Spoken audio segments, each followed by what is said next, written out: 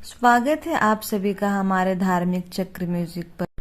आइए आज आपको हम इस वीडियो में बताएंगे सिर्फ 7 दाने चावल और 1 चुटकी हल्दी से करें ये उपाय, घर में होने लगेगी पैसों की बारिश, माँ लक्ष्मी भर देंगी आपकी तिजोरी को।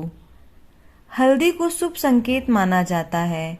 पूजा तथा हर शुभ कार्य में हल्दी का उपयोग किया जाता है। यहाँ तक कि निमंत्रण कार्ड बांटने के पूर्व उसमें हल्दी लगाया जाता है। हल्दी और चावल का टोटका इतना प्रभावी है कि हर बिगड़े कार्य बनने लगते हैं। माता लक्ष्मी की कृपा प्राप्त होती है। जीवन के कई तरह के संकट दूर हो जाते हैं। तो आइए जाने 7 दाने चावल और हल्दी के टोटके को। हमारे जीवन में चल रहे कई तरह की समस्याओं को हल्दी तथा 7 दाने का चावल का टोटका समाप्त कर देगा।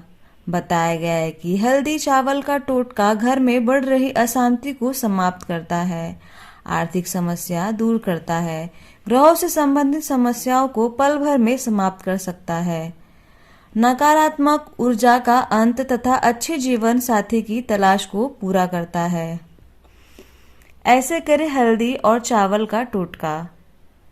पारिस्थितिक दोष दूर करने तथा घर में सुख समृद्धि के लिए हमें घर के कोने में हल्दी का पाउडर छिड़कना चाहिए।